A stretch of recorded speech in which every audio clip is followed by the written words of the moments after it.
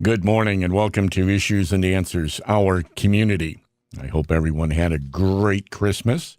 We're looking forward to a brand new year, and our guest this morning, our community leader, is Dr. Tracey Wilen. She's a prominent thought leader on the impact of technology on society, work, and careers. She's been a scholar at Stanford University and has held leadership positions at Apple, HP, and Cisco Systems Incorporated. Dr. Wilen is the author of 11 books and was an adjunct professor for 15 years teaching business and women's topics. Good morning, Doctor. Thanks for being with us this morning. Oh, thank you, Gary, for having me. Oh, this is going to be a great conversation as we're heading into a new year. Jobs, the economy is on everybody's mind, and you're the expert on the subject. We're going to have a great conversation here over the next few minutes. Now, you've been writing and talking about hiring predictions for about 5 years now. Let's talk a little bit about what inspired you and why. What got you going on this path? Sure. As I was doing, my research, what I found with employees is that, I was groomed too to look for jobs in the traditional places, which were companies and organizations or in the local neighborhood. But the reality is that jobs are coming from many different areas in life. And if we watch the trends and listen to the radio, right, watch TV, Right. we start to see where job creation is. There is a quote, skate to where the puck is going to be. And I say, look at the news and see where the trends for job creation is going to be. And I started to record some of the trends that I was watching so that people could benefit of, jobs that are here and now today, but the ones that they could position themselves for tomorrow. You mentioned about listening to the radio. I certainly like that part, Doctor. So tell us about some of your predictions that have come true. The big one that people thought I was absolutely nuts about was, Amazon, Uber, Airbnb. We had entered into this on-demand sharing economy. Mm-hmm. And I saw that early stages because I do live in Silicon Valley and saw how society was addicted to having things on demand and was much more open to sharing their cars and their homes. And so I had said, not only is Amazon going to be a huge success, but these startups called Uber and Airbnb are going to generate a lot of money and job creation and also spur on other on-demand and sharing jobs. And people thought I was out to lunch with that prediction. And here we have today that Uber is a major global employer and Airbnb. My goodness, even when the Pope came, they called out to Airbnb to help people find rooms. They needed like 1.7 million rooms in Philly alone, and Airbnb was there to assist. Correct me if I'm wrong, but I believe Amazon started selling books online. Am I right on that? Didn't they start with books? Sure. I was one of the early, not only users of Amazon, but my books were on Amazon for many years and their program, and they had a vision of becoming the world's largest store, period. And but I think, they've moved into so many different areas. It really caught my eye that they had such a following from this Prime group for on-demand we really do want things in 10 minutes or a day or overnight. And that's something that society has sort of, morphed into. Well, we've become an on-demand society. There's no doubt about that, Doctor. And I know that I would say that I bought about 80% of my Christmas gifts were online and mostly from Amazon. Right, and now we have not only transportation on demand, we have our food shopping on demand, we have our dry cleaning on demand. So every innovator has come out and said, yes, we are an on-demand society.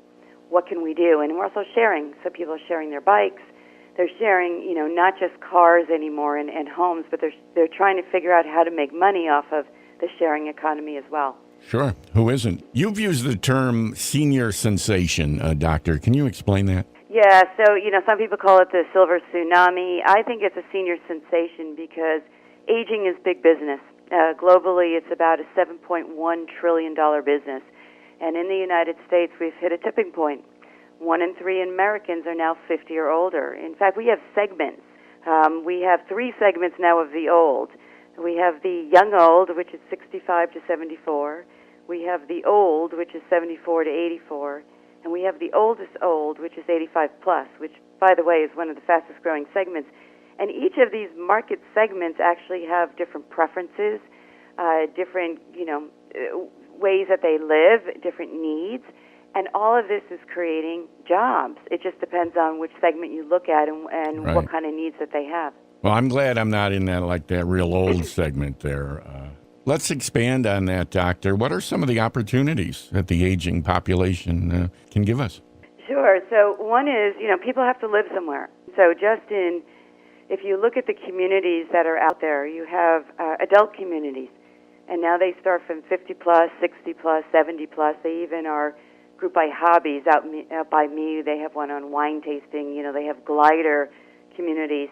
And all of this generates building construction jobs, hotel-type services, restaurants. Then you have people who are aging in home and would prefer to bring the services in. So this generates jobs in landscaping and cleaning, home help services, food services. And then you have, for the oldest old, right, is the medical part. And I think we automatically always leap into healthcare. But actually the assisted living is another category of living, which does include the medical, the healthcare, and the full-time bedside support. And, these are in high demand. I visited some of these communities. They have 6-year waiting lists. Oh. The occupancy rate is over 90%. And they're, trying to build sites for us to live as we age. I know my father is older, and I'm finding out as I'm taking care of him that there's a lot going on with that older population. And I'm so thankful that the people that have been able to help him, as you say, especially in the healthcare field, it's unbelievable. Tell us more about how senior wellness is going to drive jobs. Sure. So there's been a number of reports released by various research firms showing that keeping fit and well and healthy is also driving a lot of jobs in the healthcare and wellness industry. Everything from physical therapists, which are actually in high demand now and have a shortage, registered nurses, home health aides, occupational aides, caregivers. And what's interesting is that a lot of these jobs are not age dependent, right? Like you don't have to be very young. I have colleagues who are entering the workforce in their 60s and 70s to really, get on the bandwagon, so to speak, of this aging is big business because they see places for themselves in a lot of these roles. Mm-hmm. What are plus services? So the plus services is, I say, that everybody thinks about as we get old, it's all about medical and health care. And actually, what it is really about is we have a lot more time on our hands. We used to work maybe 40 hours a week, and now we have, and then the rest of the time was raising our families, but now we have time on our hands. And it isn't about staying inside. We have hobbies, and we have lots of hobbies. Seniors are driving the travel industry. They're driving, pet ownership. And all of these industries that seniors, where they're spending their time, is creating and generating jobs. And that, to me, is where the big plus is for all of us, is that it's just, as we get older, it's just not about healthcare only. I know you brought me right to my next 2 point about seniors traveling more and creating jobs. Can you talk a little more about that?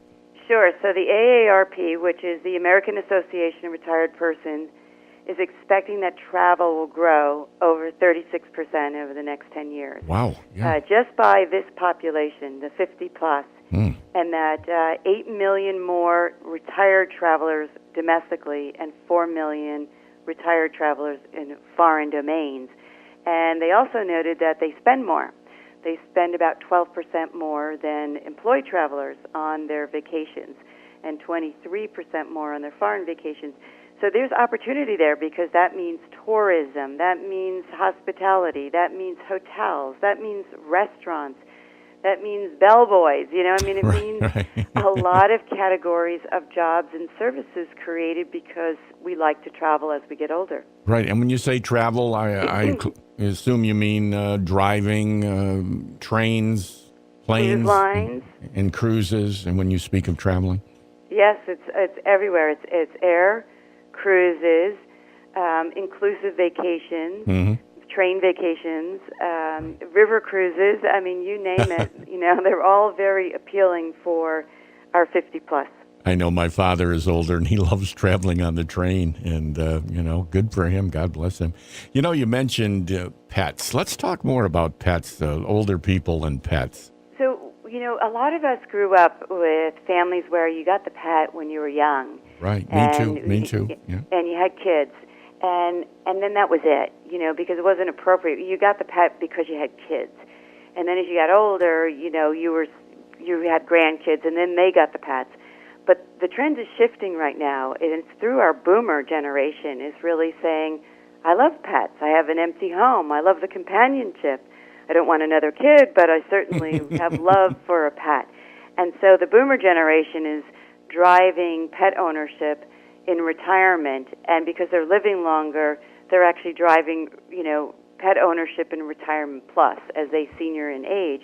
And that in itself just creates more jobs because you need pet retail stores, you need vets, sure. You need groomers, you need housing, you need dog walkers, Right. You need so many more jobs just be created because our seniors love their pets. Pets are great too, especially dogs for elderly that may be alone at times. You have the security with the dog, and somebody tries to break into the house or something, the dog's going to make some noise and just add protection. Oh, yes. I was just traveling with a woman, and she had her pet with her, and she was retired, and she said their family gave her the pet as a gift because she had lost her husband and she was alone, and she feared having a pet, and so they just got her the dog. Well, this dog traveled everywhere with her, and she said it saved her life because the dog gets her up in the morning, keeps her going all day, and, just gives her purpose. Sure.